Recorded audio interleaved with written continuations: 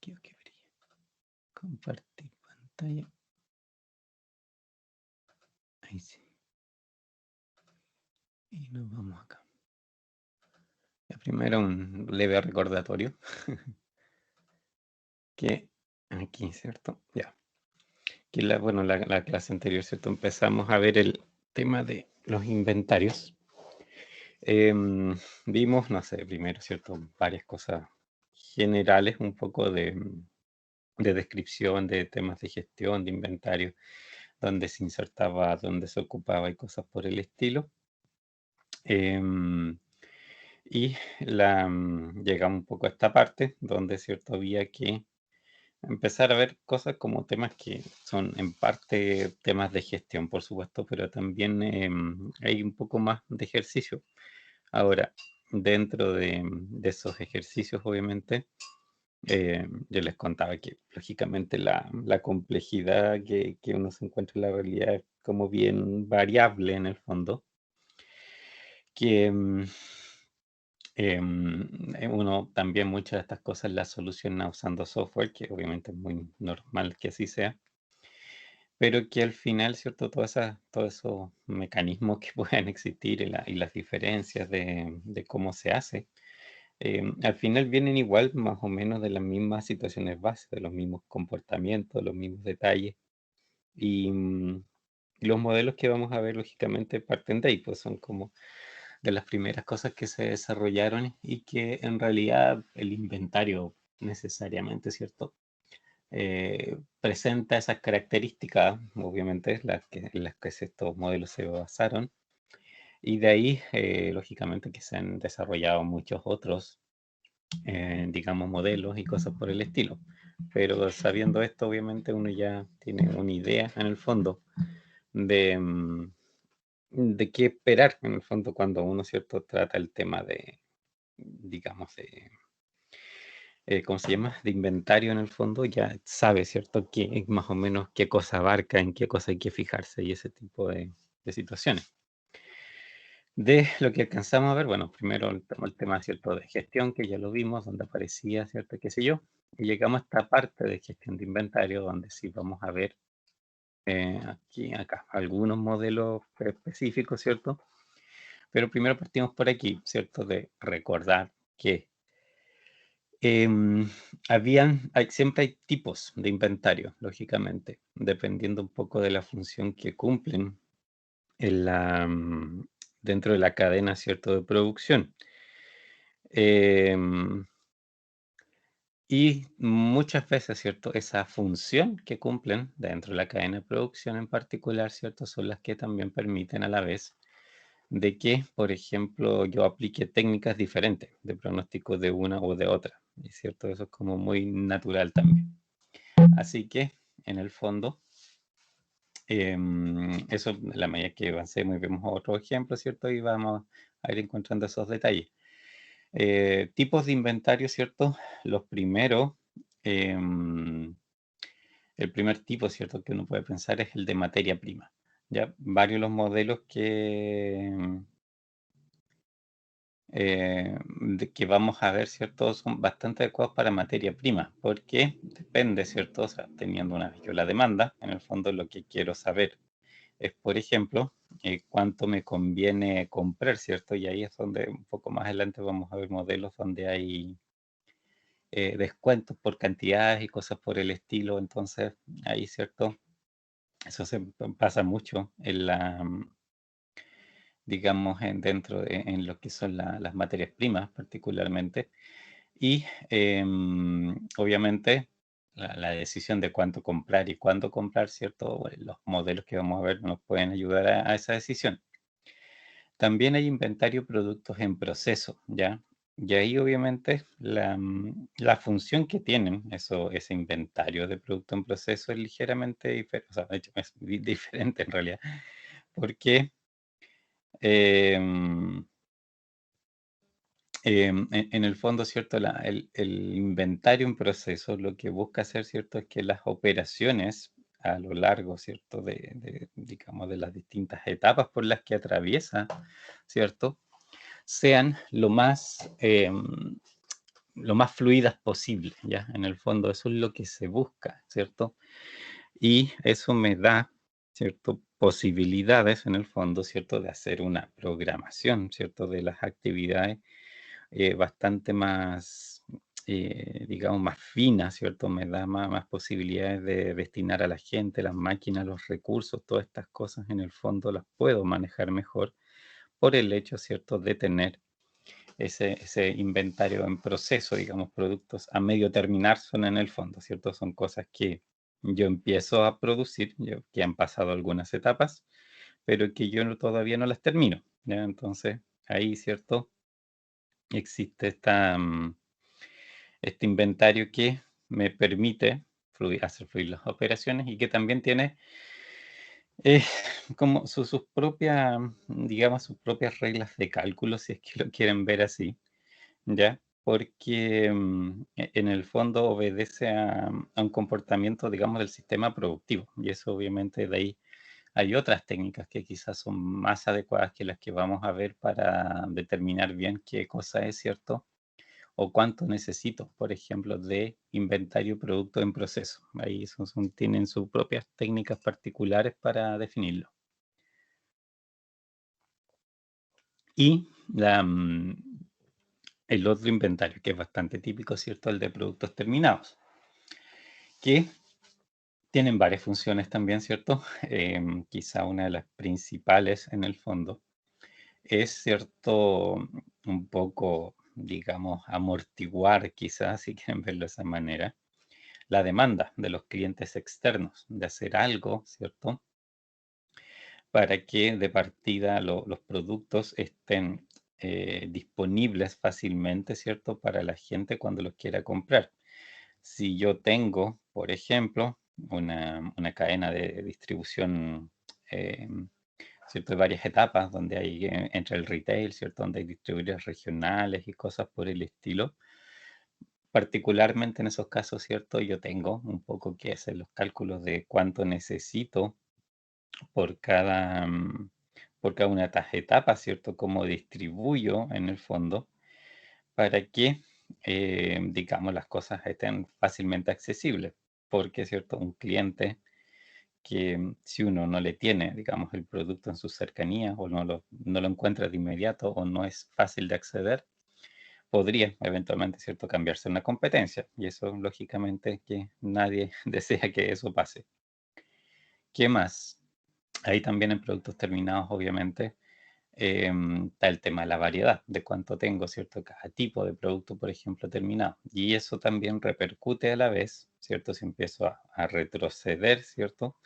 Termina afectando también el cómo, en el fondo, yo fabrico, o sea, cuándo fabrico, cuánto fabrico, ¿cierto? Porque eso es lo que al final termina generando, ¿cierto? ¿Cómo se llama? El inventario, ¿cierto? Que él va a estar disponible para finalmente para los clientes.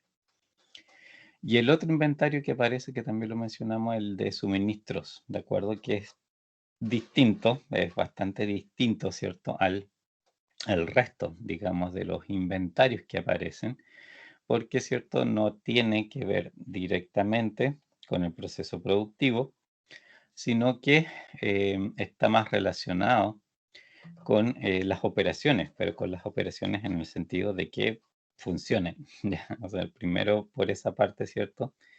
Yo aquí lo que me tengo que preocupar de ver, ¿cierto?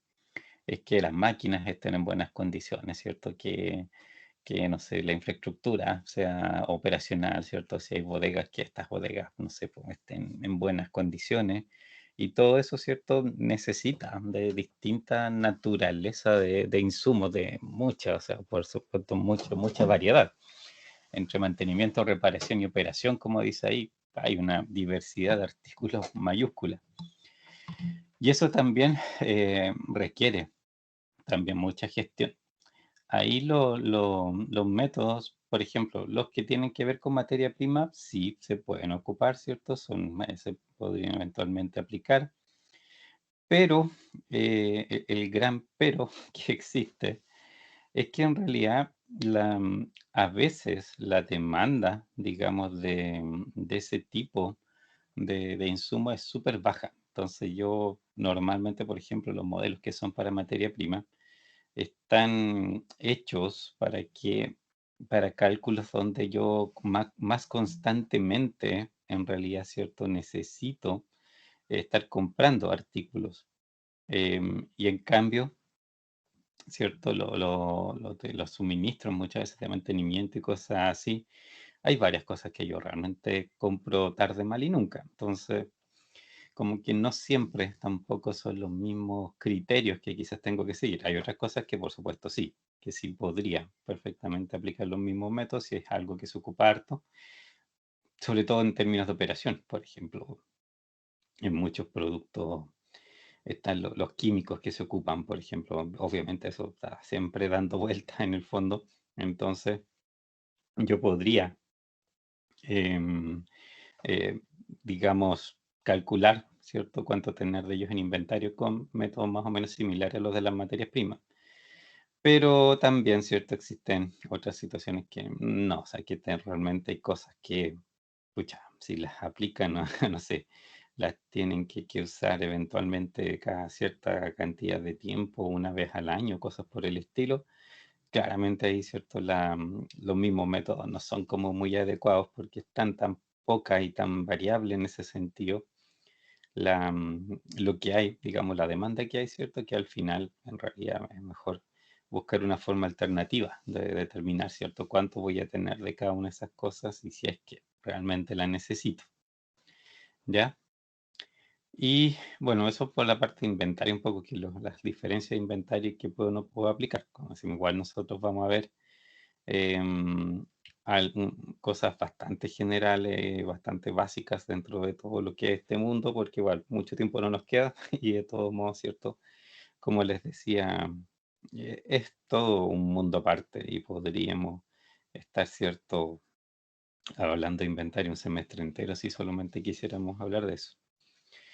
Y lo otro que alcanzamos a ver son el tema, ¿cierto?, del costeo ABC, que aquí vimos un pequeño ejemplo, vamos a recordar rápidamente que, perdón, no del costeo ABC, del inventario ABC. Ahí cometí un error, estaba pensando en precisamente en, ¿cómo se dijera? En costeo ABC porque no hay que confundirlo con costeo ABC, ¿cierto? Como dice. El sistema de inventario ABC, ¿cierto? Que nosotros vimos era, acuérdense, una clasificación que uno hace sobre los artículos que tengo en la bodega, siguiendo alguna clase de, digamos, de criterio, ¿cierto?, de clasificación, que pueden ser, por supuesto, mucho, depende de la empresa en particular, ¿cierto?, qué es lo que necesita en el fondo, o qué es lo que le resulta crítico, ¿cierto? Eso, por ejemplo, define un poco el criterio que voy a usar.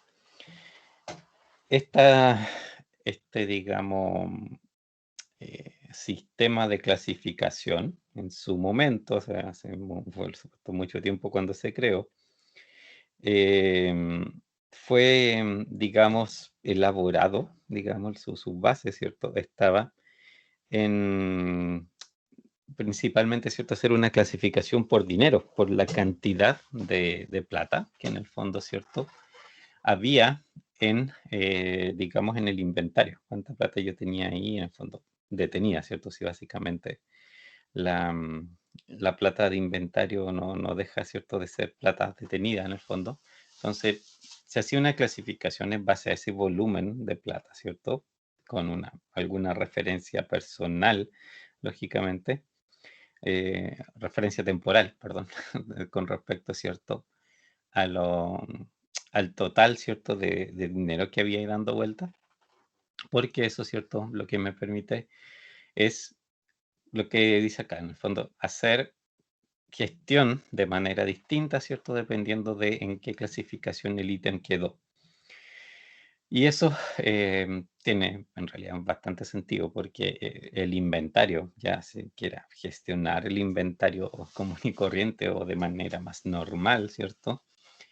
Muchas veces implica un montón de tiempo, ya, o sea, es consumidor de tiempo y resulta que por lo mismo no puedo aplicar quizás los mismos criterios, los mismos controles, los mismos procesos para todos los tipos de artículos que yo pudiese tener y necesitar en inventario, porque lo más probable, ¿cierto? Que tendría control excesivo quizás en ítems que no lo merecen, que no tienen mayor efecto quizás sobre sobre lo que en el fondo realmente importa en mi negocio, cuáles son sus líneas principales. Y por otra parte, ¿cierto? Por esa misma falta de tiempo, quizás podría yo terminar no haciendo quizás la gestión que sí corresponde hacer, por ejemplo, a ítems, ¿cierto? Que son realmente críticos. Entonces, quizás por hacer algo salomónico en el fondo, lo que provoco finalmente es que descuido las cosas importantes y cuido mucho las cosas que en realidad no importan mucho. Entonces, claramente ahí es mejor hacer una separación del por tipo de criticidad del artículo, ¿cierto? En relación a la gestión. Em, y, a ver, ahí sí. Y vimos este pequeño ejemplo, ¿cierto? Que es partiendo de, ¿cómo se llama? De ítems, ¿cierto? De mi lista de ítems que esta empresa tiene, ¿cierto? Yo lo que puedo entrar a hacer es hacer de partida este cálculo que está acá, ¿cierto? En estas columnas, que es identificar lo que digamos, el objetivo de cada una de esas en realidad es identificar esta columna, que es el volumen anual, en este caso ya se tomó como base el año, ¿cierto? Como referencia. El volumen anual en dólares que existe, ¿cierto? De ese ítem, que corresponde a la cantidad de unidades por su valor también individual. Y así sé, en el fondo, cuánta plata de ese tipo pasa, por ese ítem pasa por mi bodega en ese periodo de tiempo. Y después ese volumen que yo tengo en el periodo de tiempo, lo sumo para sacar el total y después veo de cada uno de estos ítems qué porcentaje de ese total, ¿cierto? El que representa. Eso lo ordeno de mayor a menor y ahí, ¿cierto? Hago el acumulado también, por cierto, del más grande le sumo después el segundo, el tercero y el cuarto y voy viendo, ¿cierto? Cómo se va acumulando el total del costo, ¿cierto? De esa manera. Y ahí, por criterio, que cada uno puede elegir un criterio ahí distinto, lógicamente es algo que cada empresa debe ver qué es lo que le resulta relevante. Yo termino haciendo los cortes que están aquí, ¿cierto? Y clasificando en A, B o C. En este caso, ¿cierto? Se eligió dos ítems para el A porque ellos solos son el 72%, ¿cierto? Y también como orden de magnitud en términos de porcentajes de ese volumen anual, ¿cierto? De dinero, los dos son bastante similares, pues 30 y tanto por ciento, ¿cierto? Es bien grande en el fondo. Y el que sigue está bastante más lejos, ¿cierto? Ya es como un tercio de los anteriores. Entonces, claramente estos dos como que están en su en su propia liga, por allá, ¿cierto? Después vienen tres ítems, ¿cierto? Que están acá, que no son despreciables la cantidad que participa, pero tiene, ¿cierto? Mucho que ver con la que está arriba, que es mucho más significativa. Y entre ellos, ¿cierto? Forman el otro 23% que sigue. Y de ahí viene, ¿cierto? Lo que yo les decía que muy normal que las empresas, sí, la gran mayoría de los ítems que uno tiene guardado al final es como harto cachureo, o sea, mucho, mucho cachureo porque son cositas chicas. Hay pocas y son chicas. Entonces, en el fondo, chicas de valor. Entonces, es todo ese montón de cosas, ¿cierto? Que yo tengo en ese sentido. em, Pueden quedar en este caso, ¿cierto? Con esa otra clasificación de C, porque son las típicas cosas, ¿cierto? Que es muy probable que terminen, ¿cierto? Em, en un convenio, cierto suministro con alguien externo, son cosas que muchas veces se pueden, de hecho, externalizar en términos, cierto, de la gestión. O sea, hay muchas empresas que eso es lo que hacen, o sea, es simplemente la parte que es crítica para ellos de la bodega, en el fondo, la hacen ellos, realmente ellos manejan y toman todas las decisiones que tienen que ver con eso. Pero también, ¿cierto? Hay otros artículos de los cuales se desentienden y lo que lo vea alguien más, que lo vea otro de afuera, ¿ya? Y que esas personas sean realmente las que hagan el análisis y todas las cosas y decidan cuándo comprar y ustedes, para efectos de ustedes, ¿cierto? lo único que les importa es que las cosas estén. Cuando ustedes las vayan a buscar, que estén. ¿Listo? Y el resto es problema de esa administradora externa. Hay hartas empresas que con el tiempo han ido, sobre todo si son grandes, que han ido adoptando esa filosofía en el fondo, porque también obviamente para el que tiene esa bodega externa de negocio, pues, se le prestas un servicio. Y si lo haces además para varias empresas y tienes buenos proveedores y ese tipo de cosas, lógicamente es cierto que termina siendo un buen negocio. Eso es la clasificación ABC. También otra cosa que alcanzamos a ver que relacionada lógicamente era este tema, ¿cierto?, de los recuentos, que, ¿cierto?, yo les contaba que es súper normal, que es muy frecuente que las empresas realicen recuentos, por supuesto, ¿cierto?, de su físico, lógicamente, de su inventario, que en algún momento van a cotejar que efectivamente, ¿cierto?, lo que dicen los sistemas que tienen, ¿cierto?, efectivamente lo tengan. Y si lo tienen, que esté también en las condiciones que corresponden que estén, o sea, que estén realmente usables, ¿cierto? Porque también pudiesen estar y eventualmente si chequean el sistema, sí, se aparece, está ahí, pero, ¿cierto? Quizás no está en las condiciones que se necesitan, no está en condiciones de uso, se echó a perder, se mojó, la caja está destruida, cualquier cosa, ¿cierto? Por el estilo, yo la tengo que detectar a tiempo, en el fondo, porque si me llego a dar cuenta que el ítem, ¿cierto? Está malo, cuando yo lo necesito, ¿cierto? Obviamente es pésimo, ¿cierto? En el fondo puedo tener ahí problemas operativos severos si es que no lo hago a tiempo. Entonces, para eso se hace este tipo de recuentos, que por lo menos reduce la posibilidad, ¿cierto?, de que yo me vaya a pillar esa clase de errores. No es tampoco que los vaya a evitar, no es, ¿no es cierto? No podría evitarlo del todo, absolutamente, pero sí, al menos, ¿cierto? Quizás reducir en el fondo las posibilidades de, ¿cierto?, que ocurra, ¿ya? Entonces, también que en base, por ejemplo, a la clasificación ABC, podría, ¿cierto?, hacer digamos, también mi criterio, no necesariamente, ¿cierto?, el único criterio, eventualmente yo podría aplicar algo diferente, pero si ocupo el ABC también tiene sentido. Y en este caso, por ejemplo, le ocupo, ¿cierto?, en el fondo, distintas frecuencias de revisión, ¿cierto?, para los ítems que están en ABS y de esa manera yo puedo programar también en el tiempo, ¿cierto?, a través de los meses y del año y todo, ¿cierto?, el cuándo voy a revisar cada cosa, ¿cierto? Y hacer esa distribución también de carga, por ejemplo, para el personal y toda esa historia. Hasta ahí creo que llegamos, ¿cierto? Y bueno, algo de costos relacionados con el almacén. Esto no sé si... tu. Sí, sí, creo que esto lo alcanzamos a ver, ¿o no? ¿Alguien se acuerda? Me parece que sí. Sí, profe, me parece que sí. Esta parte sí. Y nos quedamos acá que... sí, sí, bueno, esto algo les conversé, pero en realidad no alcanzamos a ver aquí ninguno de los métodos. Ya. ¿Dudas hasta ahora?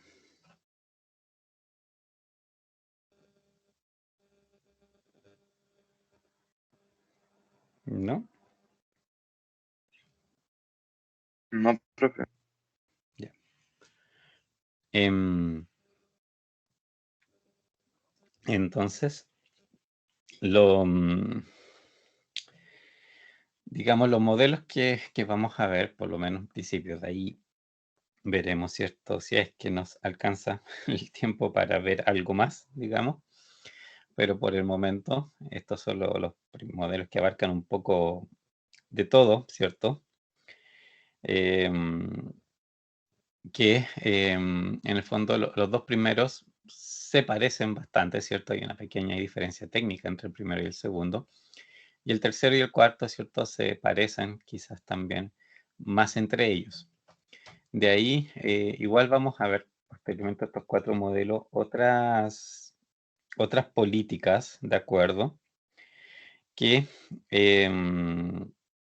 En el fondo tienen que ver también con gestión, se parecen un poco en términos generales al tema del costeo ABC, ¿cierto? Pero que hay otras políticas de reabastecimiento que no siguen quizás tanto cálculo como esto. Hay cosas que son literalmente más, no sé, podríamos decirlo, más salomónicas, si quieren verlo, pero que esos criterios obviamente para el tipo de artículo está perfecto, ¿ya? En el fondo no necesitan otra cosa más elaborada ni nada por el estilo realmente, ¿ya? El primer modelo, probablemente, ¿cierto? Yo les decía que es bien probable que lo hayan visto en algún momento porque es súper conocido, que tiene varios nombres también. El modelo de lote económico se le llama, o EOQ, que es lo mismo pero en inglés, y que en algunas partes aparece también como ese modelo de Wilson. Em, es en realidad un modelo que quizá, el primer modelo que puede haber sido que quizás surgió para hacer el análisis de inventario. Van a ver, ¿cierto?, que en términos de su estructura, ¿cierto?, tiene mucho que ver con lo que vimos en la segunda unidad ¿cómo se llama?, de optimización de una variable, ¿cierto? Porque de hecho la forma final, ¿cierto?, que tiene ¿cómo se llama?, la ecuación en el fondo, y la ecuación del óptimo, en el fondo donde se encuentra el óptimo, sale completamente, digamos, de esta misma derivación, ¿cierto?, que nosotros vimos en su momento, ¿ya? Y tiene supuestos para, digamos, funcionar esto, ¿ya? Tiene lógicamente una cierta lógica y que mm, es, digamos, en la realidad, por supuesto, no necesariamente siempre se dan como todas esas características que aquí vamos a aparecer, pero en términos prácticos uno puede esperar, digamos, algún grado de similitud, ¿de acuerdo? Con que sea similar o por lo menos, ¿cierto? Se pueda en términos gruesos comportar un poco como aquí dice, ya sería como suficiente en el fondo, ¿cierto? Em, para aplicar este modelo, ¿ya? Primera cosa, que es supuesto que la demanda sea conocida, eso necesariamente, o sea, yo no puedo hacer mucho pronóstico, ¿cierto? Si es que no conozco la demanda, pero también hay métodos para eso, o sea, obviamente hay situaciones donde la demanda es incierta, ¿de acuerdo? Y yo puedo aplicar métodos para llegar a tener una estimación de esa demanda, lógicamente, no puedo saberla con seguridad, pero puedo al menos, ¿cierto?, tener una buena aproximación. Hay otros métodos para llegar a ese número en primer lugar. Em, este método, ¿cierto?, parte del punto, ¿cierto?, que la demanda, ¿cierto?, si es conocida, se necesita un número y vamos a ver que dentro de los números que esta cosa necesita es obviamente ese, el de la demanda. Y constante, ¿ya? Eso ya es un sujeto mayor. No sé, ahí probablemente, ¿cierto? Es difícil, ¿cierto?, encontrar algún producto en el fondo cuya demanda realmente sea súper estable en el fondo, en el tiempo, ¿cierto? Que yo vea mes tras mes, semana tras semana y que todo, ¿cierto?, sea como muy parejito. Es bien poco probable, ¿cierto?, que eso se mantenga siempre así. Entonces, las variaciones, en el fondo, ¿cierto? Las variaciones que yo pudiese tener, en el fondo pueden existir, por supuesto, es como inevitable que lo hagan, pero al menos, si la variación es relativamente poca, ¿cierto? En el fondo yo igual podría hacer, ¿cierto?, los cálculos basados un poco, ¿cierto?, en la suposición de hacer lo que es constante, ¿cierto? Depende de los números, yo tengo que ver, ¿cierto? O también puedo hacer escenarios, pues probar con lo mínimo, lo máximo, ¿cierto? Con el promedio que me dé la variación, ¿cierto?, de esta demanda y ahí dentro de eso empezar un poco a jugar, ¿cierto? Digamos, con qué número finalmente considero para hacer realmente los cálculos, ¿ya? Pero parte por esos dos supuestos, que es conocida y constante. Otra cosa también, que el tiempo de espera es conocido y constante, ¿ya? Que una vez que yo compro, en el fondo, yo sé cuánto tiempo se va a demorar en llegar, ¿cierto?, el artículo a mi empresa, ¿ya?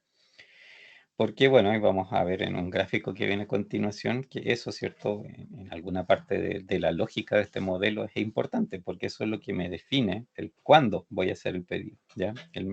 Los otros datos me permiten saber el cuándo, o sea, el cuánto voy a pedir, pero también, ¿cierto? Necesito saber el cuándo voy a pedir. Y eso tiene que ver con esto, que el tiempo de espera sea conocido y constante entre emisión de compra y entre la emisión de la orden de compra, ¿cierto? Y el almacenamiento. Em, Pasa lo mismo, ¿cierto? Que con los otros dos supuestos, ¿cierto? De demanda conocida y constante en este caso. También hay algún grado de variabilidad, ¿cierto? Que yo podría aceptar, en la que la realidad, ¿cierto? Yo sé que el tiempo de entrega puede andar en algún rango, ¿cierto? Más o menos tal o cual cosa en el fondo, pero de nuevo, ¿cierto? Que es la misma situación. Si es, digamos, se espera que el valor esté entre ciertos rangos, yo también puedo hacer ahí mi estimación, ¿cierto? Y todos mis cálculos considerando esos rangos para ver cómo responde, digamos, el modelo. ¿Cuál es si aquí digamos, el detalle, el gran detalle, que hay que tener mucho cuidado, por supuesto, em, que si son quizás muy optimistas en lo que es cierto la fecha de entrega, podrían, cierto, obviamente quedarse sin inventario. Entonces, en este caso, cierto, particularmente, em, yo quizás debería ser un poco más conservador y pensar, ¿cierto?, en la peor fecha posible, ¿cierto? Como que se va a demorar lo más que se puede demorar simplemente para asegurarme un poco, ¿cierto?, con mis cálculos, que las cosas van a llegar efectivamente antes de ese tiempo. Eh, y bueno, lo otro, que el costo de mantenimiento del inventario es lineal. Aquí, bueno, en la fórmula se va a ver el cómo se aplica, ¿cierto? El costo de inventario. Es una fórmula como bien salomónica en general, ¿ya? A ver, eso viene, por supuesto, de que en todo el tema de inventario y en el costeo de cualquier empresa, yo necesito, lógicamente, asignarle a algo, ¿cierto? Los costos a alguien se le cargan en algún momento, ¿cierto? Tengo que cargar los costos de operación y de todas las cosas que hago a alguien en alguna parte. Eh, y los inventarios, ¿cierto? Tienen costos, necesariamente, ¿cierto? Tienen costos. Son, por ejemplo, hay distintas cosas, ¿cierto? Por supuesto que pueden ser costos en un inventario, partiendo por el lugar, ¿cierto? Donde lo almaceno, necesariamente, ¿cierto?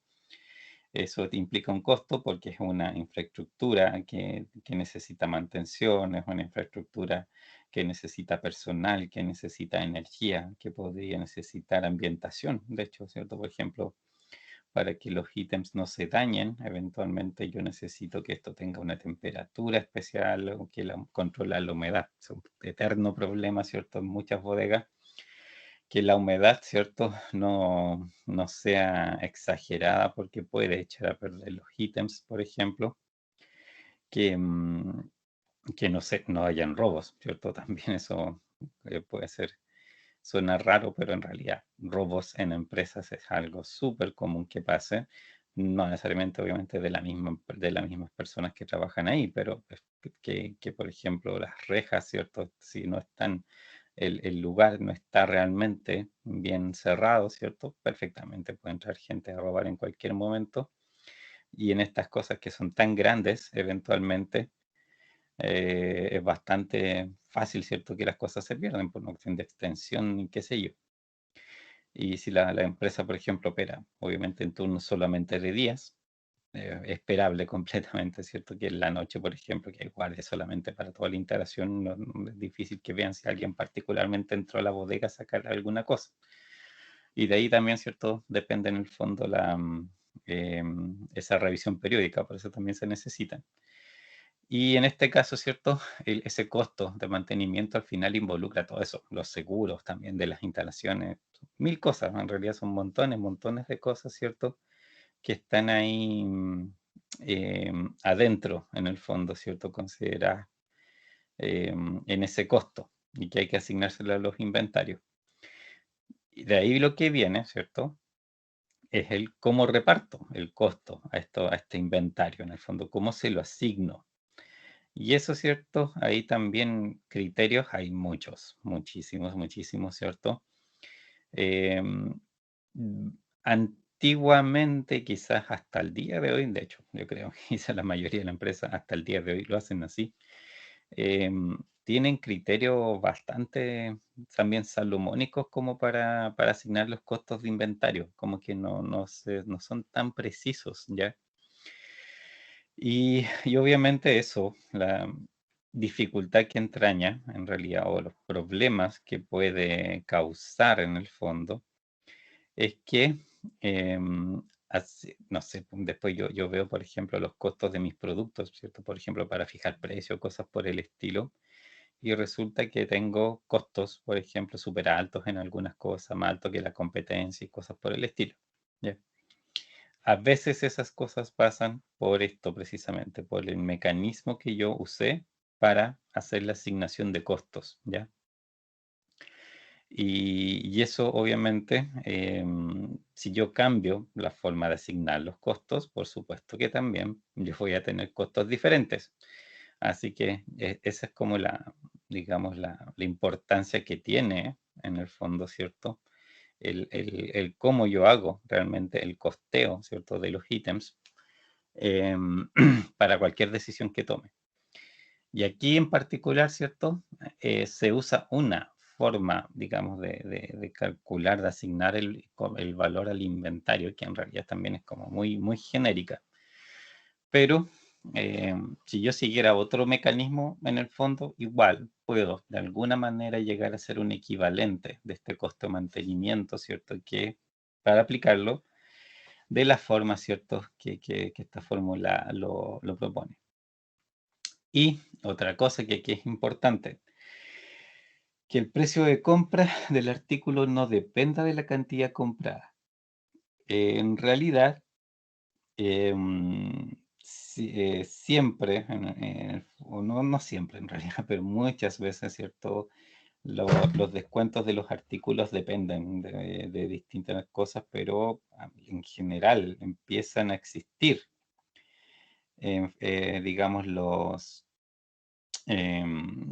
digamos, los descuentos de distinta naturaleza.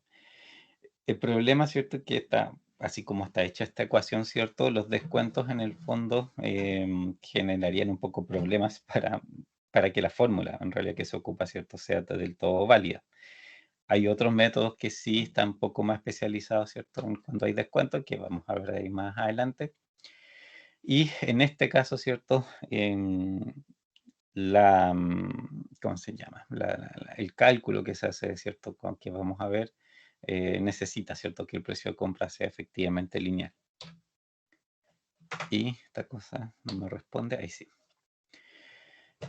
También, bueno, este modelo, si bien fue desarrollado para efectos de mantenimiento, o sea, perdón, de inventario externo, ¿cierto? Como de materias primas y cosas por el estilo, ¿cierto? En este caso, también se puede aplicar perfectamente como para abastecimiento interno, ¿ya? Y eso, ¿cierto? Con las salvedades que pudiese tener, pero en el fondo estas otras características, ¿cierto? Mientras los supuestos se cumplan, en realidad se puede aplicar el modelo en cualquier situación. Y acá, ya está el gráfico que quería llegar. ¿Dudas por ahora? No, Ya.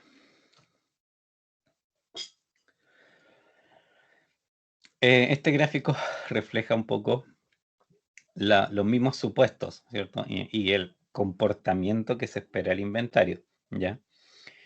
Aquí, ¿qué existe?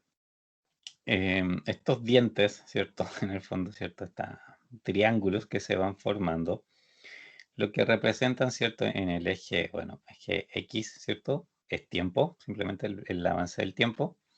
Y en el Y es la cantidad que yo tengo de inventario en algún momento dado. Este QP es precisamente lo que este modelo determina, que es cuánto voy a pedir exactamente. Y esa cantidad, obviamente, se empieza a consumir. Cuando me llega, ¿cierto? Si yo parto en algún momento mis operaciones con esa cantidad de producto, eso se empieza a consumir. Y está la pendiente de esto, ¿cierto? Es una recta con pendiente negativa. Por lo tanto, ¿cierto? Esto tiene ese número de la pendiente acuérdense, la pendiente es la que les dice cuánto cambia el eje Y en este caso con un avance, ¿cierto? De una unidad en el eje X. Entonces, por ejemplo, si esto está en días, por cada día, por ejemplo, cuántas unidades yo consumo. Y con eso y aquí ya me sale, ¿cierto? Esta recta, en el fondo. Como es recta, como el consumo es constante, ¿cierto? Porque una pendiente, ¿cierto? Un consumo constante, yo puedo calcular, por supuesto, cuando esto vaya a llegar al eje, ahí, cero, ¿cierto? Cuando en el fondo se me acaba el inventario.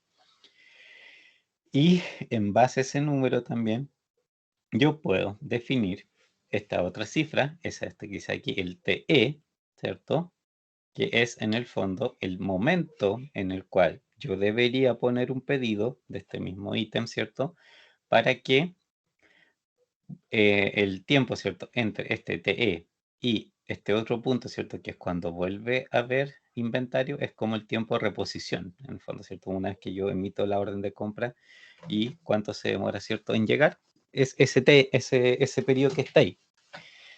Y NR, aquí en este gráfico, ¿cierto? Es el complemento, digamos, de ese tiempo, que es cuántas unidades en el fondo tienen que haber en inventario como para que yo, ok, haga un pedido en ese momento, porque de lo contrario se me van a acabar antes de que lleguen las nuevas.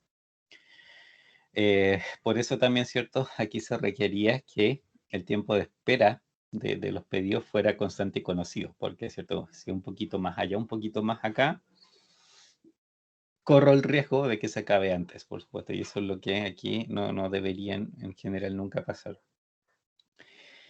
En este caso, o sea, o basándonos un poco en este gráfico, también, ¿cierto? Podemos entender qué pasa cuando los supuestos que están aquí, ¿cierto? No se cumplen del todo, ¿ya?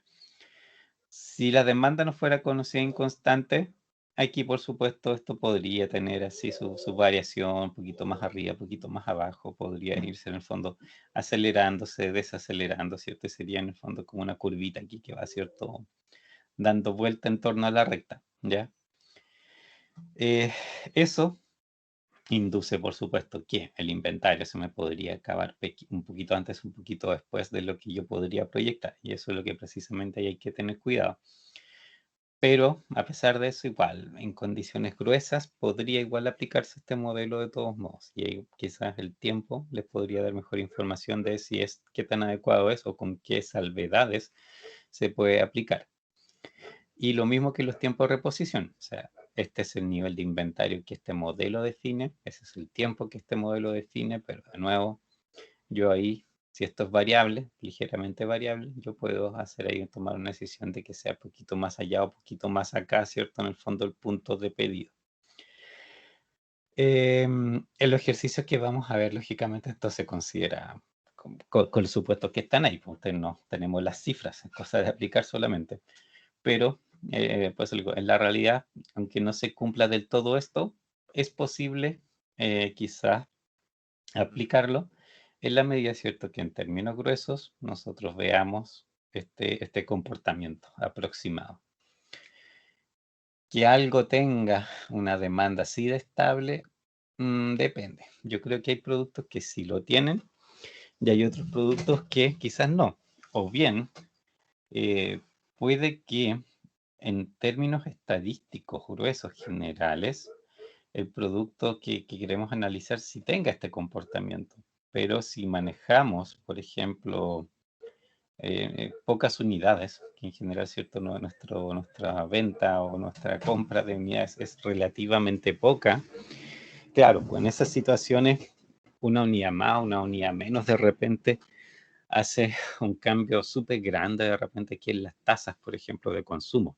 Si no sé, pues si yo compro 3, 4 ítems, con uno menos, uno más, ¿cierto? Ya es como un 25% de cambio, un 30%. Entonces, claramente se afecta mucho la estadística de esa manera. Esto, claro, si es algo que es más masivo quizás y de flujo más constante, es más probable que tenga, digamos, esta forma, ¿de acuerdo?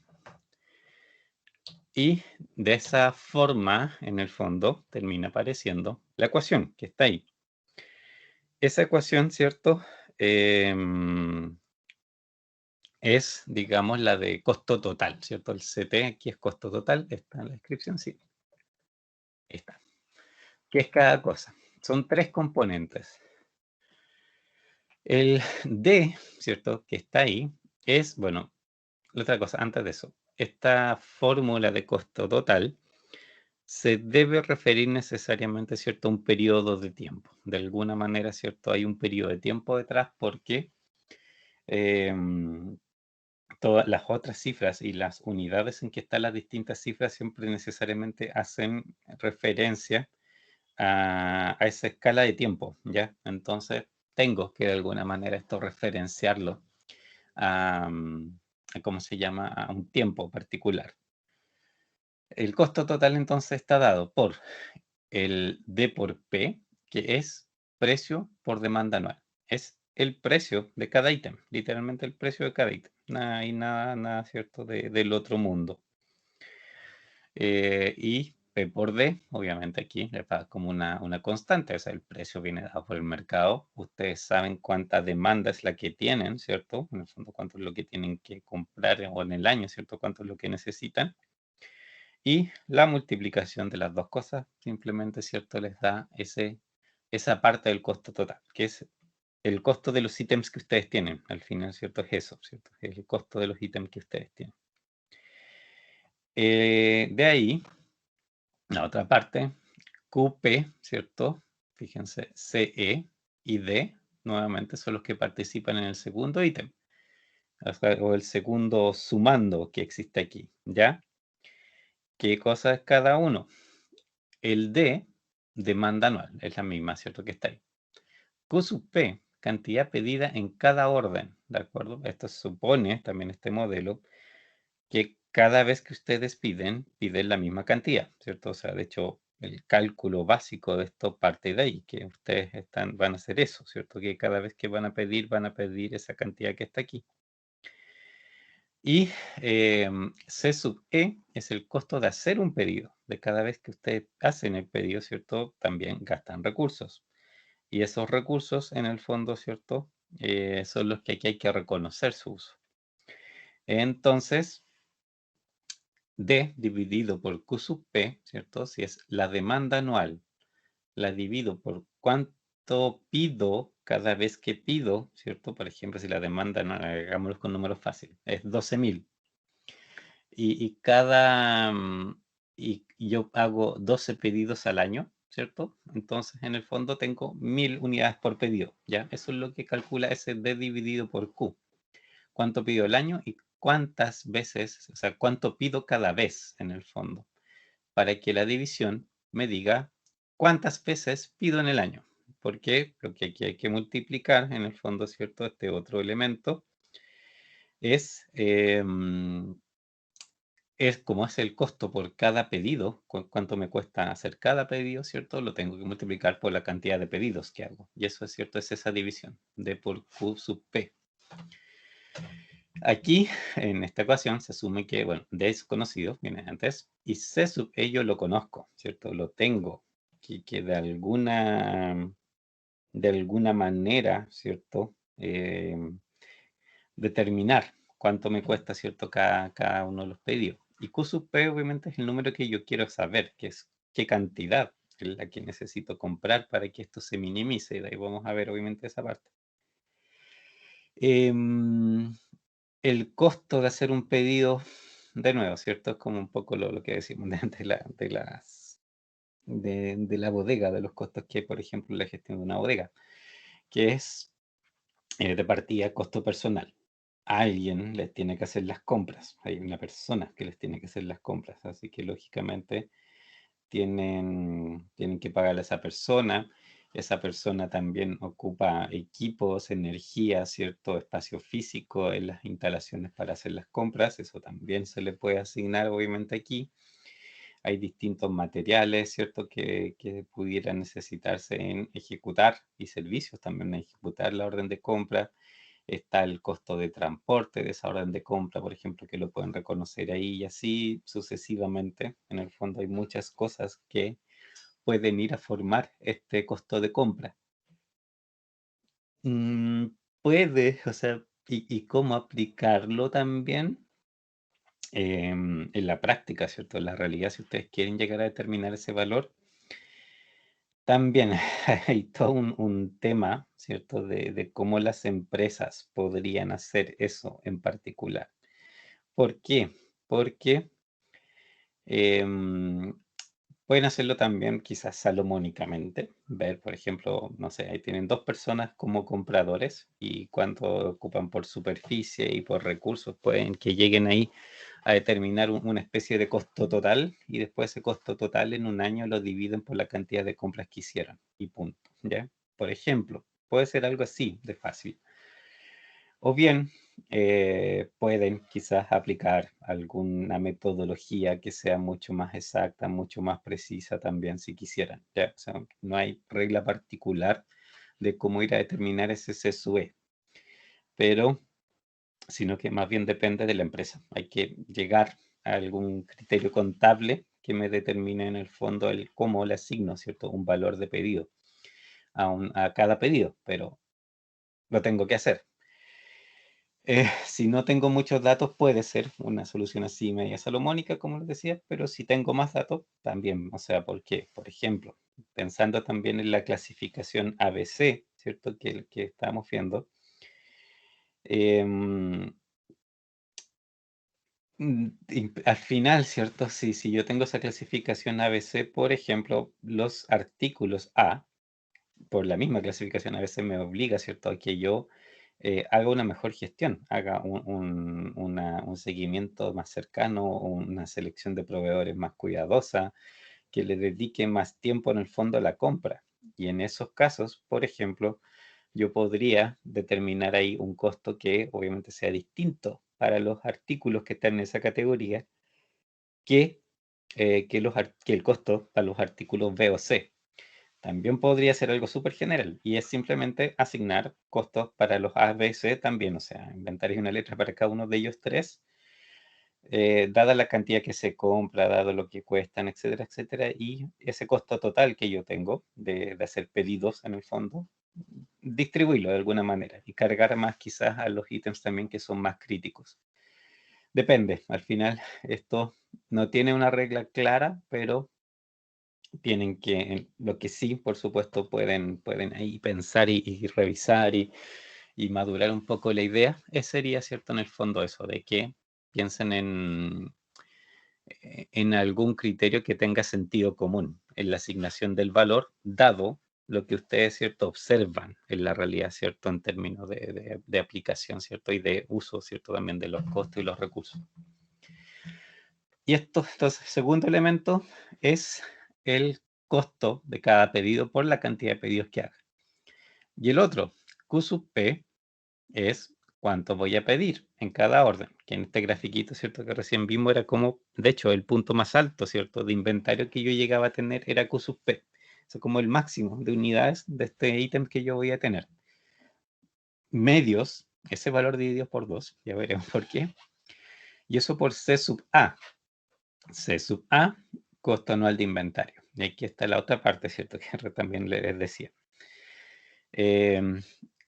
Esta fórmula exige que ustedes hagan esa traducción a un costo equivalente anual por cada ítems que ustedes tengan guardado, ¿de acuerdo? ¿Cómo llegar a ese valor? También estamos como en la misma situación del C sub E. Hay en el fondo criterios que pueden seguir, ¿cierto? O también una cuestión de sentido común, ir bien pensando el cómo hacer la asignación, ¿cierto? De costo de inventario a cada ítem en particular. Si tienen, bueno, sistemas informáticos, ustedes podrían hacer un seguimiento súper preciso de cuánto tiempo estuvo en bodega cada ítem, ¿cierto? Cuánto volumen ocupó, qué sé yo, y cuántas veces se movió. Y de acuerdo a eso, por ejemplo, hacer alguna clase de cálculo que les lleve a establecer más precisamente, ¿cierto? Para un cierto ítem, cuánto gasto anual yo le puedo asignar del gasto anual total, ¿cierto? De mi bodega, dado todas las cosas que hay ahí, pero a mí me interesa ese en particular. Entonces ahí yo puedo llegar a este C sub A de alguna manera, ¿cierto? Que es un costo equivalente en el año, digamos, por cada ítem. Y Q sub P dividido por 2, en realidad, es el nivel medio de inventario, ¿ya? O sea, si ustedes piensan, a ver, déjenme dibujar algo aquí. Tengo aquí. Pero estoy con... Cambiamos. Ya. La profe, sorry, es que se me fue el internet. ¿Ya? Por eso no me volví, así que pero ahí estamos bien. ¿Sí? Pero ¿hasta dónde quedaste? ¿Qué parte te perdiste?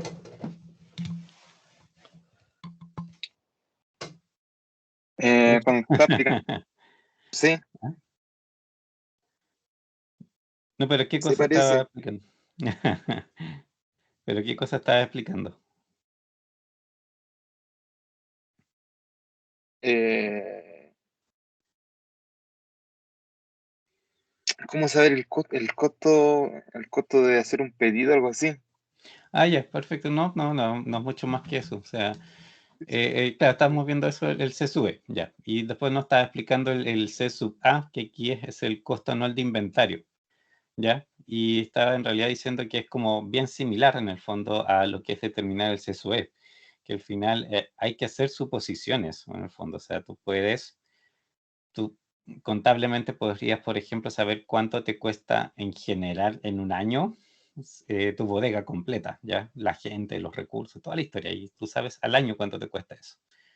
Y después de ahí podrías, ¿cierto?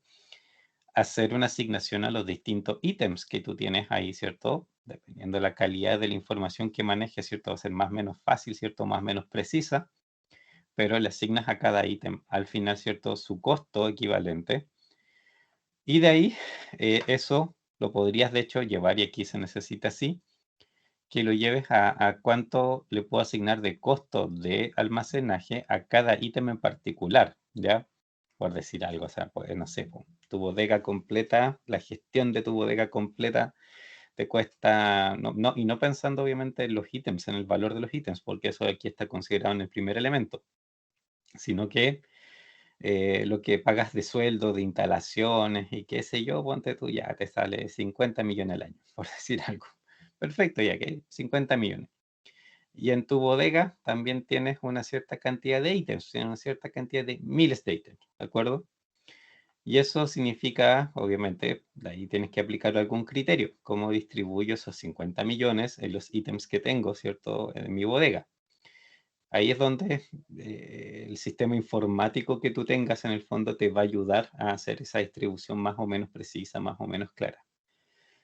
Habiendo hecho esa asignación, por ejemplo, ¿qué te va a decir? Ya, este artículo X, que es el que estoy aquí tratando de terminar, por ejemplo, me cuesta 1 millón de pesos al año en inventario. Su mantención ahí cuesta eso. Y de ese 1 millón de pesos, obviamente, ¿cuántos artículos, cierto? Yo tengo de esa naturaleza en el año, en el fondo, o el inventario medio, en el fondo.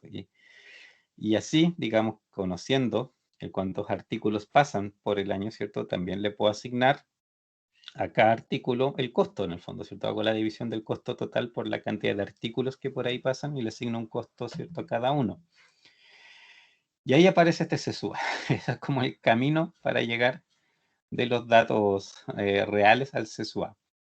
pero esa es una forma de llegar, o sea, no, pues, una empresa podría tener un criterio totalmente distinto de asignación, pero en el fondo, a lo que quiero llegar es que cada empresa, en el fondo, ¿cierto?, tiene que ir viendo, ¿cierto?, de qué manera hace esa asignación, pero aquí lo que se necesita es que a cada ítems de mi inventario yo le pueda asignar un costo, ¿cierto?, de mantención de inventario. Y es un costo anual de mantención de inventario. Entonces, porque aquí eso es lo que al final va. Y este Q sub P medio, ¿cierto? En el gráfico que habíamos visto en la PPT anterior, el Q sub P, ¿cierto? Para mí Q sub P era el punto en que yo pedía. Y esto, ¿cierto? Iba así todo el rato hasta Q sub P y después se consumía y Q sub P y así en adelante, ¿cierto? Entonces este es como mi límite, es cuánto yo pido y que por lo tanto también es en el fondo mi nivel máximo, ¿cierto? Al que yo llego ahí en el inventario. ¿De dónde sale el 2? Bueno, estas cositas son triángulos rectángulos, ¿ya? Y si esto yo le quiero sacar el nivel de inventario medio, ¿ya? Es precisamente el Q sub P dividido por 2. Pero, a ver, en la práctica, ¿cierto? Si ustedes quisieran saber eso de cualquier ítem, lo que deberían hacer obviamente es como una integral en el fondo, ¿cierto? De todos los días y qué sé yo, y en base a eso sacar exactamente la cantidad. Si tienen un buen sistema informático, el sistema informático se los puede calcular, porque van a saber en realidad de cada ítem cuánto tiempo pasó en bodega. Entonces tienes en realidad un seguimiento súper específico, ¿cierto? De realmente cuánto tiempo pasó en la bodega y de acuerdo a eso sacan ustedes el nivel medio de inventario. A falta de eso, en este modelo se supone así, ¿cierto? Por todos los supuestos que tienen. Y Q sub P medios es en realidad el inventario medio, que sería aquí el equivalente, ¿cierto? Si esto no tuviese este comportamiento en el fondo, si todo esto lo paso a un área constante en el año, sería esa raya, Q sub P medios. Esto geométricamente, de hecho, se puede ver que este triangulito, ¿cierto? Que yo le corto arriba, es exactamente el triangulito que queda acá abajo, en el fondo, ¿cierto? Y ahí es donde queda, ¿cierto? Al final, como si fuera constante en el inventario, su nivel de inventario está ahí, pues, en el Q sub P medios. Por eso, ¿cierto? Aparece esta expresión de acá multiplicada por el costo anual de inventario, ¿cierto? Si ese es el inventario medio, yo lo multiplico por el costo anual de inventario del ítem y ahí tengo, ¿cierto? El costo de mantención. Así que aquí al final, lo que yo tengo esto es como, ya, sí puede ser, no sé si era el costo del inventario en sentido del precio de compra, ¿cierto? Esto es el costo de pedir y este es el costo de mantener. Estos son los tres costos que suma este modelo. Y aquí la incógnita es el Q sub P, ¿ya? En el fondo, ¿cuánto tengo que pedir? Cuando determino el cuánto tengo que pedir cada vez que pido, ¿cierto? Va a surgir también por defecto el cuándo tengo que pedir, porque yo sé cuál es la tasa de consumo. Entonces, ¿cierto? Si sé, ¿cierto? El cuánto se demora en llegar mi pedido y sé que en ese periodo de tiempo que se demora en llegar yo me consumo tantas unidades, ¿cierto? Ok, entonces ahí ese es mi punto de reorden, pues eso es lo que me tengo que fijar porque cuando llegue ahí, si no pido, se me va a agotar antes. Entonces por eso, teniendo la cantidad que voy a pedir, en el fondo, ya puedo también determinar el cuándo pedirla. Y la solución de esto es esa fórmula, pero obviamente eso no es magia. De hecho, ustedes la podrían perfectamente deducir, ¿ya? ¿No? ¿Por qué? Porque acá arriba, ¿cierto? A ver, déjenme cambiar al láser. Esta expresión, ¿cierto? Lo que yo necesito es determinar Q sub o P, en el fondo, ¿cierto? O Q sub P. En realidad se me pasó ahí una O, no tiene nada que ver esa O. Q sub P, ¿cierto? Si es mi incógnita, en relación a eso, D por P es una constante. D es una constante, C sub E es una constante. XP es mi variable. XP está aquí, C sub A es una constante, 12 es una constante.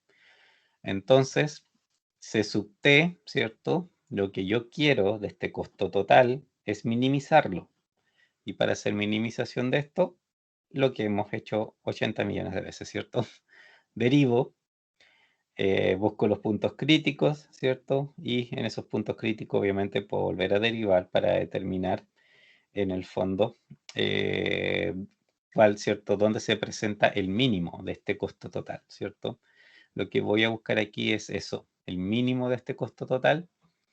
Y ahí, bueno, derivando esto, la típica, ¿cierto? Esto se desaparece. D por C sub E es una constante, me queda 1 dividido por Q sub P, pero la derivada de eso, ¿cierto? Es menos 1 dividido por Q sub P al cuadrado. De ahí aparece la raíz, ¿cierto? Y aquí esto al derivarlo, Q sub P me queda como 1, ¿cierto? Se va y queda C sub A medios. Y eso, cuando lo despejo, ¿cierto? Cuando trato de dejar el Q sub P solito llego a esta expresión, que en el fondo, ¿cierto? Es la que me determina el, el Q sub P para el cual, ¿cierto? El costo total anual es el menor. De ahí sale, ¿cierto? Esa fórmula. Gráficamente pasa un poco esto, ¿cierto? Costo de almacenamiento, costo de emisión, ¿cierto? Y bueno, aquí falta también el otro, que es el costo fijo, que sería una recta obviamente paralela, y les da un costo total. Por la forma de la ecuación, ¿cierto? Que esto está dividido ahí, ¿cierto? Siempre va a ser una cosita más o menos de esta forma, de alguna manera, ¿cierto? Es parecido a esto lo que hay. Y el Q sub P en el fondo es ahí el punto mínimo. Pero es básicamente, ¿cierto? Lo que hemos visto un montón de veces en los otros ejercicios, ¿cierto? En la segunda unidad, ¿ya? ¿Dudas?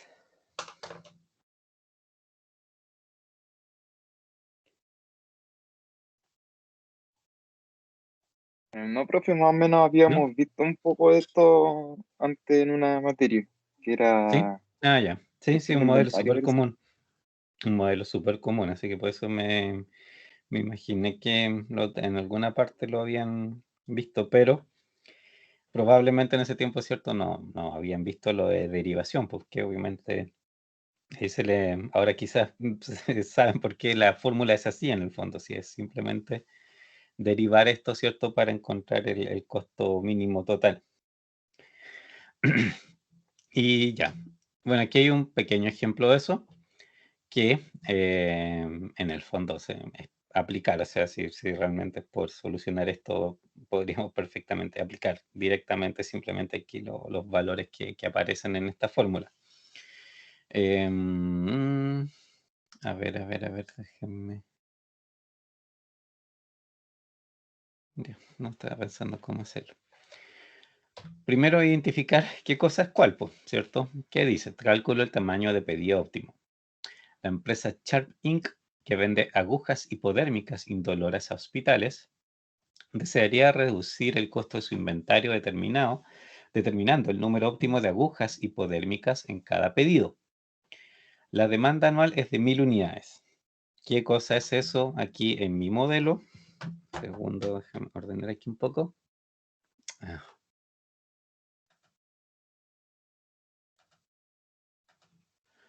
Eso sería, ¿cierto? Mi D mayúscula.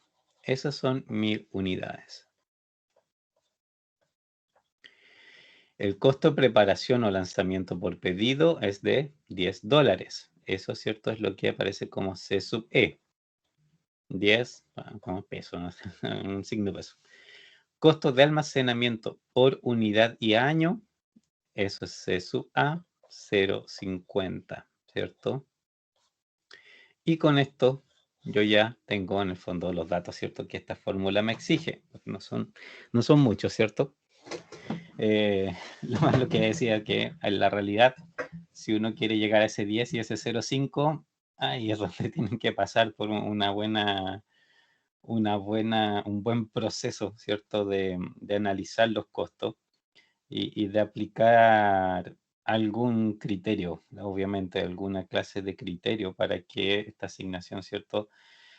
sea lo más verídica posible, porque esta misma fórmula, si ustedes aplican mal un criterio, ¿cierto? Al final, obviamente, son costos que se le asocian al producto y eso es como súper peligroso asignarle costos malos a un producto porque ustedes pueden creer que lo están haciendo bien o lo están haciendo mal cuando en realidad la realidad no es así, pues, y es un tema de los criterios contables que ustedes están ocupando para asignar los costos del producto. Y eso fíjense que es como bien curioso que, no sé, las empresas como que no le prestan mucha atención a esa forma de hacer la asignación de costos. Y de repente les pueden cambiar mucho las decisiones que toman si es que aplican un criterio distinto. Entonces aplican los criterios como si estuviesen seguros que son perfectos, pues, y resulta que montones de cosas dependen mucho del criterio, de las suposiciones que hacen en cada momento. Y claro, como no hacen tampoco el análisis de criterios alternativos, ni siquiera se dan cuenta, ¿cierto?, de que las decisiones que toman podrían cambiar significativamente, ¿cierto?, si es que hicieran ese tipo de, digamos, de cambios o de seguir otros criterios distintos. Así que aquí, bueno, forma fácil, aquí nos dan todos los datos, hay que solamente aplicarlo. Y la fórmula es esa, ¿cierto? 2 por D por C sub E. Vamos a ver, voy a escribirla, ¿cierto? Aquí, sin tal cual, mejor primero. 2 por D por C sub E, ¿cierto? Y eso dividido por CA. Y de eso a la raíz cuadrada. Entonces esto es, obviamente, esto es lo que Q sub P es lo que quiero llegar. 2 por la demanda, 1000 unidades, por C sub E, 10, dividido por 0,5. Y aquí ya hay que entrar a obviamente hacer las multiplicaciones. 2 por 1000, 2000. Por 1000, o sea, por 10, ¿cierto? Son 20.000. ¿Ya? Y eso dividido por 0,5 me da, obviamente, esto es 40.000. Y de aquí, esto es Q sub P, si saco la raíz, eso es 200, ¿o no? Son 4 ceros y 2 por 2, 4, ¿sí? Debería ser 200. En este caso está más simple. ¿Qué dice eso? Que en el fondo mi pedido, ¿cierto? Cada vez que yo hago un pedido de este artículo, tengo que pedir 200 unidades.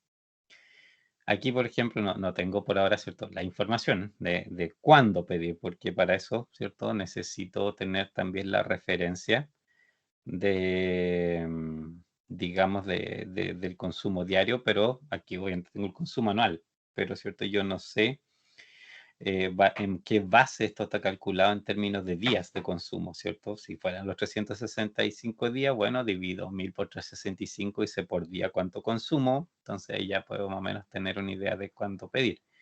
Pero me falta también el dato, ¿cierto?, de saber cuánto se demora el pedido. Entonces me faltan esos dos datos, saber cuánto se demora el pedido y por otra parte, la tasa de consumo, ¿cierto? Que depende de cuántos días yo en el fondo, ¿cierto?, trabajo y ocupo realmente este ítem.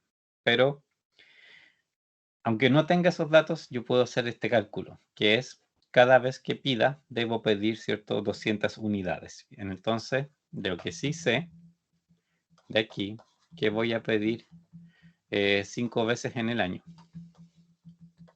¿Por qué? Año. Porque, ¿cierto?, son 1000 unidades en total. Entonces, si cada vez tengo que pedir 200, son 5 pedidos en el año. ¿Dudas hasta ahora?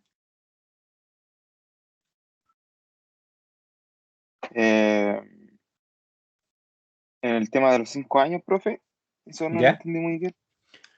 No 5 veces al año, no 5 años, sino que Perdón, 5 veces haces al año. 5, ya claro, porque tu demanda anual son 1000 unidades, ¿cierto? Y cada vez que pides, tú pides 200 unidades. Entonces, las 1000 unidades que son al año, por las 200 divididas por las 200 unidades que pides cada vez que pides, ahí es donde te salen, ¿cierto? Las 5 veces. Ah, ya, ¿Sí? ya. Sí, ahora entendí mejor. Ya. Y me acordé. Solo que te determines eso, en el fondo, cuántas veces vas a pedir. Ya. Aquí, bueno, está ahí lo mismo, 5 veces al año, ¿cierto? El cálculo. Pero el otro dato, ¿cierto? La otra cosa que aquí yo necesitaba saber, ¿cierto? Que eso es lo que faltaba, era saber en cuántos días yo consideraba realmente que me ocupaba el inventario, ¿cierto? Porque esto asume, ¿cierto? Que hay un periodo, digamos, o sea, esos 1000 unidades se van consumiendo con algún patrón. En este caso, claro, si hablo de 250 días laborales, por ejemplo, este producto podría ser, por ejemplo, una materia prima, ¿cierto? Porque solo cuando la fábrica funciona, en el fondo yo tengo consumo del material. Entonces se consumen 250 días en el fondo. Y si es así, ¿qué puedo hacer? En el fondo está otro cálculo, ¿cierto? Si en 250 días, en el fondo, pues este es los tiempos entre pedidos, que es otra cosa. Si en 250 días, ¿cierto? Yo tengo para consumirme el inventario y hago 5 pedidos al año, también, ¿cierto? En el fondo, cada vez que yo hago un pedido de 200 unidades, me dura 50 días, ¿ya? Esa es otra cifra que también de aquí se puede derivar y que también me interesa conocer, en el fondo. O sea, yo pido, ya, ok, ¿cuánto me dura lo que pido? Y eso es cierto que el cálculo también es como bien de sentido común en el fondo. Depende de la cantidad de días que yo tengo para consumírmelo y cuántas veces, ¿cierto?, hago esos pedidos. Y ahí salen esos 50 días entre pedidos. También es otra referencia. O sea, si ustedes hacen un pedido hoy, bueno, eso también les marca en 50 días más, ¿cierto? Van a tener que hacer el pedido siguiente porque ustedes conocen la tasa de consumo de esto. Y, ya, y ahí viene el otro. Y aquí, claro, lo que falta, que podría, obviamente no es parte de este ejercicio, pero también lo pueden calcular, es, en el fondo, ustedes tienen, ¿cierto? Estas 1000 unidades, ¿cierto? En el año y tienen 250 días, ¿cierto? Para consumirla. Eso, la división da 4. Pero entonces, ¿qué dice esto? Que ustedes se consumen 4 unidades por día. Esa es su tasa de consumo, ¿de acuerdo? Y ahí es donde viene la otra cosa. Por ejemplo, si su tiempo de reposición, ¿cierto? Que es lo que se demora el proveedor en enviarles a ustedes el pedido, fuera, por ejemplo, de 5 días, entonces 4 por 5, ¿cierto? Son 20 unidades. ¿Qué quiere decir eso? Cuando ustedes, su inventario llega a 20 unidades, ustedes tienen que hacer el pedido porque de esa manera llega justo en el fondo cuando se les acaba el inventario y llega, ¿cierto?, este otro nueva cantidad, Q sub P, y ahí vuelven a llenar. Esa es la otra parte que, bueno, en este caso, ¿cierto?, no estaban los datos para hacerlo, pero en el fondo también se puede calcular, ¿ya? ¿Dudas de esto? Son como varias cosas ahí simultáneas que obviamente son números relacionados, pero que a mí normalmente me interesa conocerlos, ¿cierto? ¿Dudas?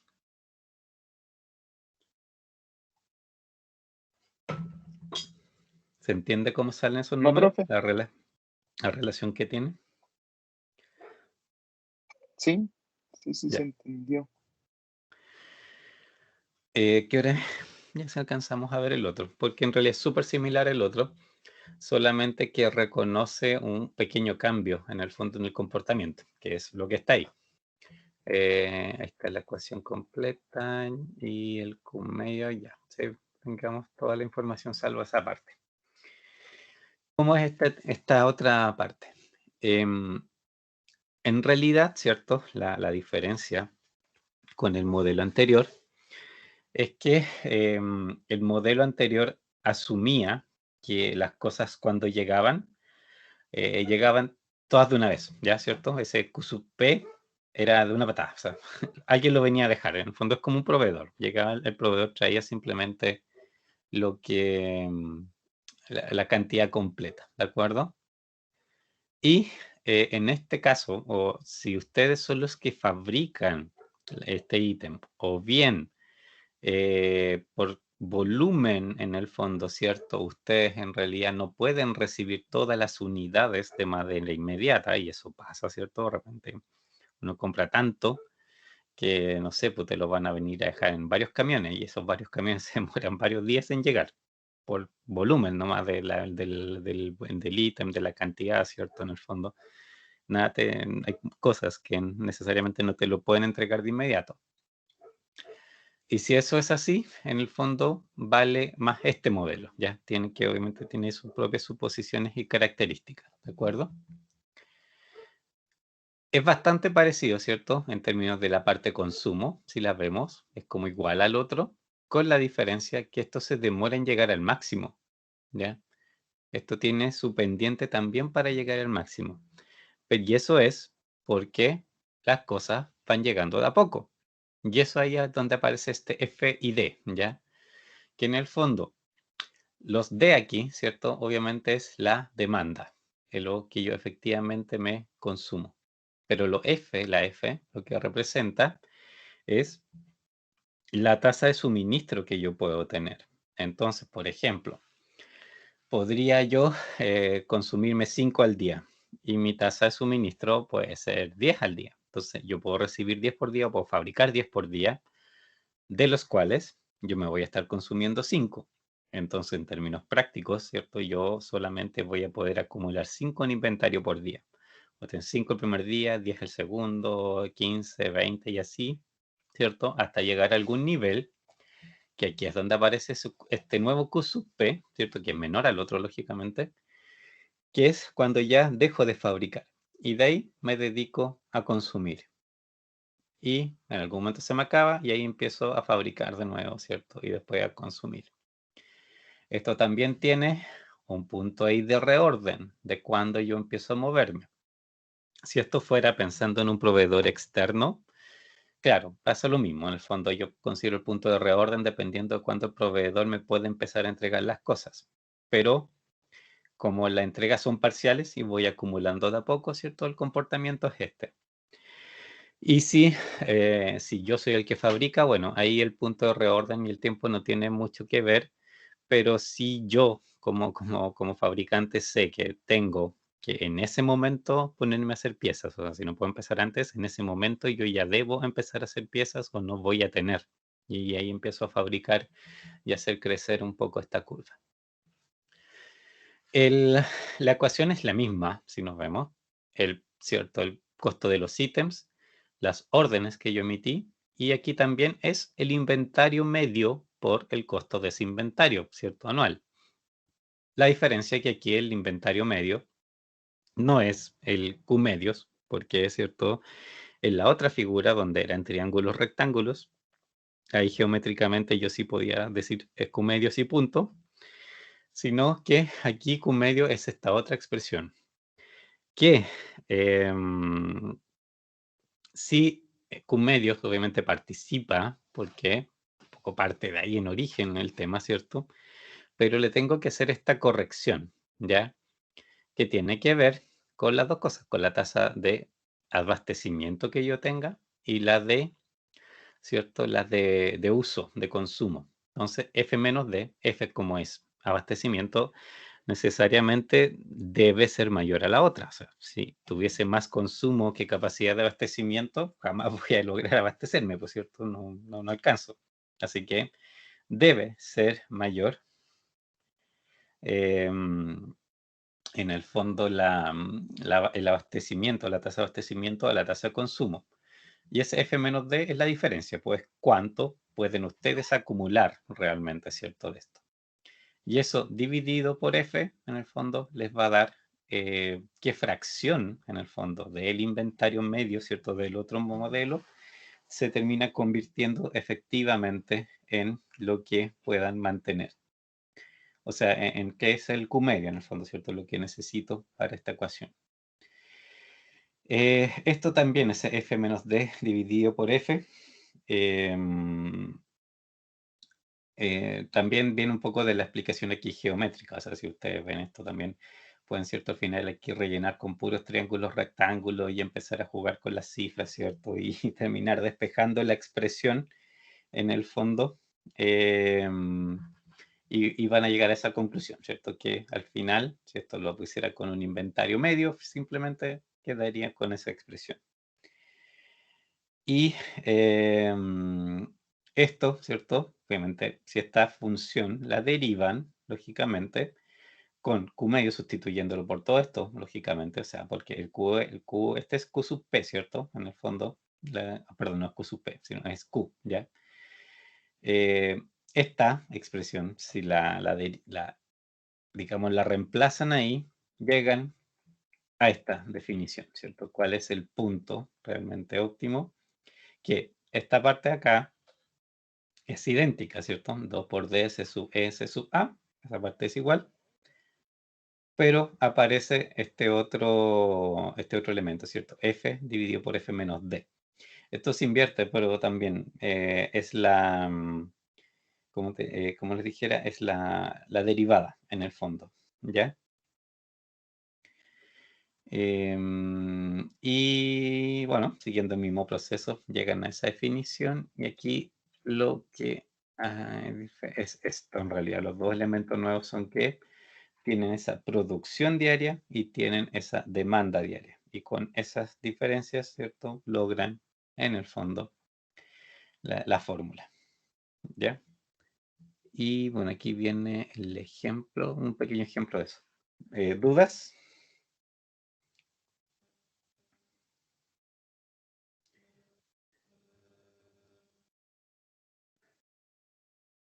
¿No?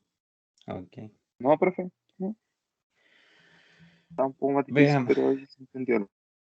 Sí, sí, es como bien parecido, sí, salvo que tiene ese factor de corrección, el resto es como la misma idea. Entonces, aquí, la empresa Nathan Manufacturing fabrica y vende tapacubos, no sé qué será eso, para el mercado detallistas de recambios de automóviles. Deben ser como esta es la rueda, ¿cierto? Los taparruedas, ¿cómo se llama? Los cobertores. La previsión de Nathan para sus tapacubos para rueda de radios es de 1000 unidades para el próximo año, de nuevo. D es 1000.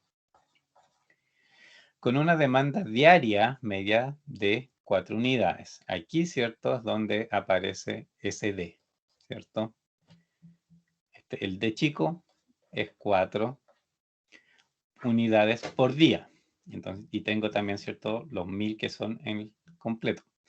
El proceso de producción alcanza su máxima eficiencia con 8 unidades por día. Y eso es F, de fabricación 8. Por ello, la empresa fabrica 8 unidades cada día, de las cuales solo utiliza 4. Dado los siguientes valores, ¿cierto? Calcula el número óptimo de unidades por pedido.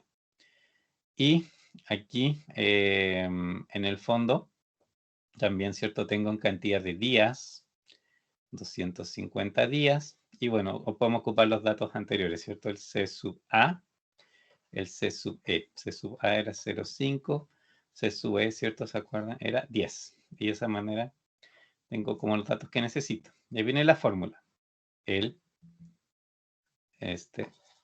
Qopt es igual a la raíz de ¿qué?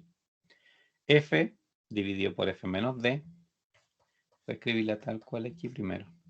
Y de ahí viene la misma de antes, pues. 2 por D por C sub E. 2 por D por C sub E dividido por C sub A. ¿Qué es esto? F, 8, dividido por 8 menos 4. 2 por 1000 por 0,5. No, pues esto se sube. No, se sube. Se me extrañaba el valor.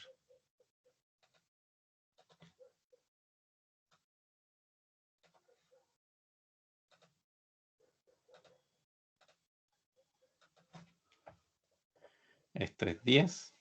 Y esto es cierto abajo es 0,5.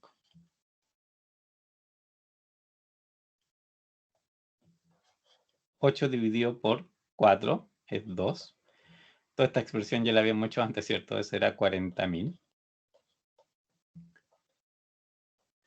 Y esto, si lo saco la raíz, bueno, 40.000 es 200. Pero me va a quedar la raíz de 2 igual, ¿cierto? Entonces, en el fondo, en este caso, la cantidad, ¿cierto?, que debo pedir es ligeramente más alta, ¿cierto?, por el efecto, ¿cierto?, que en el fondo, ¿cierto?, tiene el hecho de que ustedes también van consumiendo al mismo tiempo, ¿cierto? Ahí se genera esa corrección en el fondo, ¿cierto?, en la cifra que los obliga a un poco, digamos, a pedir más cantidades, porque claramente, ¿cierto?, ustedes están consumiendo también al mismo tiempo, en el fondo. Y por eso, ¿cierto?, cambia un poco el comportamiento. Pero al final sigue, por supuesto, todo como la misma lógica. ¿Ya? ¿Dudas?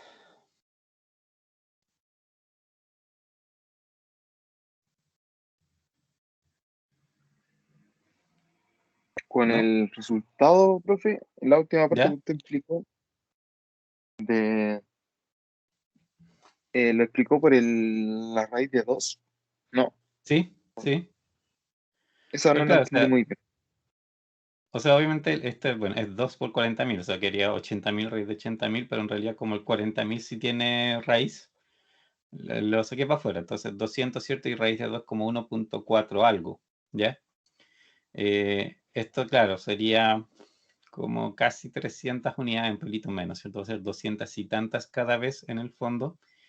Y en el fondo yo puedo pedir más, digamos, porque esto acuérdate que la fórmula viene de la optimización de costos, ¿cierto? Que en realidad parte todo del hecho de que yo quiero minimizar los costos totales de esto, ¿cierto? Y en esta versión, ¿cierto? Esos costos totales, ¿cierto? Em, dependen de los mismos tres factores, pero en la parte del inventario medio, ¿te fijas? Es más bajo que el anterior, ¿cierto? Porque antes el QSUP, el pedido, llegaba más arriba porque yo no tenía consumo, entonces llegaba todo una vez. Ahora el inventario medio va a estar más abajito, ¿cierto? Entonces, como va a haber menos inventario en promedio, yo incurro también en menos gastos en mantención de inventario, ¿cierto? Y como pasa eso, ¿cierto? Bueno, aquí hay un balance obviamente de las distintas cosas. La cantidad de pedidos que yo hago, al final, ahora también pueden ser menos pedidos de los que yo hacía antes, porque mi inventario ya no es tan costoso. Antes, ¿cierto? Por ejemplo, si yo pidiera, en el caso extremo, si yo en el caso y en la situación anterior, si yo pidiera día a día, en el fondo, ¿cierto? Lo que necesito, claramente esa sería la forma más óptima de mantener el inventario al mínimo, ¿cierto? Realmente sería muy bajito todo el año porque yo estoy pidiendo cada día en el fondo lo que necesito. Pero si hago eso, voy a tener un costo súper grande en pedidos, pues si estoy pidiendo todos los días. Entonces, esa parte se dispara. Llevado al otro extremo, si hago un único pedido en el año, claramente es cierto, eso voy a tener voy a incurrir en el costo de pedir solamente una vez, pero voy a tener una media de inventario súper alta, lógicamente porque parto de las 1000 unidades inmediatamente de arriba. Entonces, para hacer ese punto intermedio aquí, claro, como esto acumula menos inventario al final cada día por el hecho de que me lo estoy consumiendo inmediatamente, ¿cierto? Le da al modelo la posibilidad de que también pida de mayores cantidades, porque aunque pida más, por el hecho de que me lo estoy consumiendo, no se va a acumular tanto. Y de esa manera, ¿cierto? Al final voy a lograr el costo mínimo total. Aquí claramente, igual, o sea, al final es, como te dijera, en la curva, ¿cierto? Optimizada y derivada y todo lo que hemos hecho, ¿cierto? La que nos dice el punto, ¿no? Tampoco es también a ojo, lógicamente, ahí nosotros no podemos hacer mucho. Pero digamos, la forma en que esto se deriva, claramente, ¿cierto? No, nos asegura que efectivamente es el punto donde el costo total va a ser el mínimo posible. Y eso, ¿cierto? Tiene la lógica, si pensamos en la lógica de los números, tiene que ver con lo que explicaba, ¿cierto? Que en el fondo como el inventario medio va a ser más bajo que en la otra situación, también le da espacio a esto para que no pida tanto y también reduzca a través de eso el costo total. Así que bueno, en los dos casos podríamos ver el costo total, de ahí podemos hacer ese ejercicio, de cuánto sale y probablemente esta situación va a ser más barata que la anterior, ¿cierto? A pesar de que tiene, o sea, no, los elementos obviamente no influyen en eso, pero debería ser más barata que la situación anterior en términos de costo. ¿Se entiende ahora?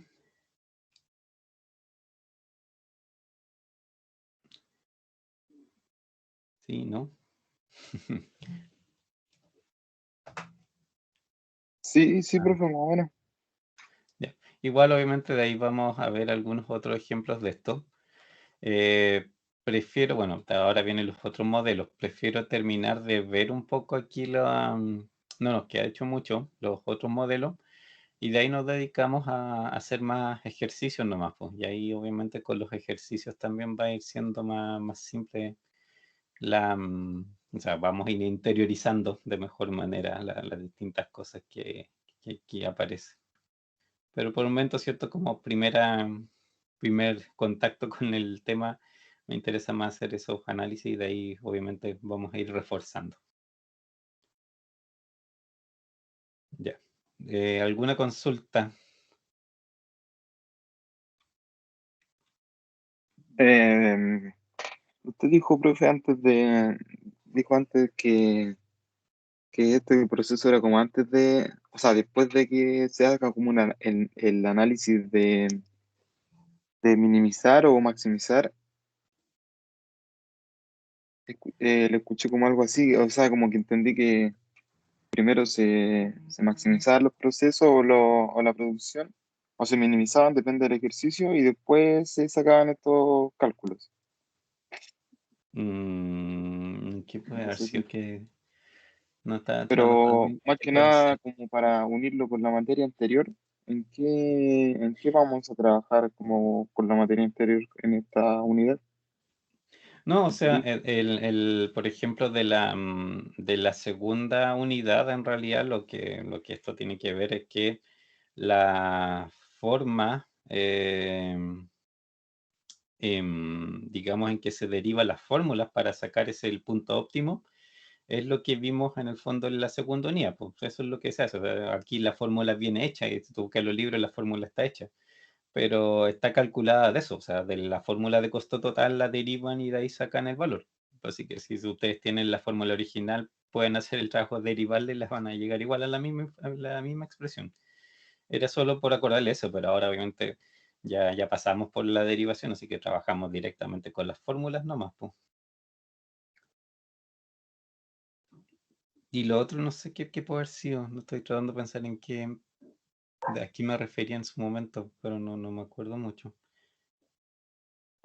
No debo haberme confundido, yo creo, profe, y pensado que íbamos como a aplicar la materia anterior y combinarla con No, eso aquí mismo. no, porque vamos a tomar la fórmula hecha nomás, así que no es problema. Y de ahí, bueno, dependiendo del problema, puede que hayan cosas como lo que hacíamos recién, o sea, viendo los datos que tenemos en el fondo, empezar a ver de la información que nos piden, cómo la analizamos, porque aquí, ¿cierto? No, no existe, o sea, como un único procedimiento en el fondo a seguir, ¿de acuerdo? O sea, que igual es un poquito variable dependiendo de lo que me están pidiendo y la información que me están pasando, pero por eso hay que saber un poco dónde encajan en el fondo la información, ¿cierto? Y qué manera la manejo para efectos de llegar a lo que me están pidiendo.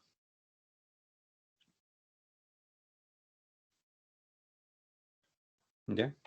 Ya, profe, sí. Ya, a ver, el próximo miércoles tenemos clase y parece que el viernes es feriado, ¿no? Porque es el 16, pues 16 de julio siempre es feriado. Es un feriado religioso por lo que me acuerdo. Así que el 16 creo que no tenemos clase. Pero, por ejemplo, podemos terminar de ver los ejemplos que quedan en la próxima clase y de ahí vamos a tener por lo menos una semanita para alcanzar a ver aplicaciones. ¿Ya? Ya pues, Ya, profe. si no tienes duda, nos veremos la próxima semana.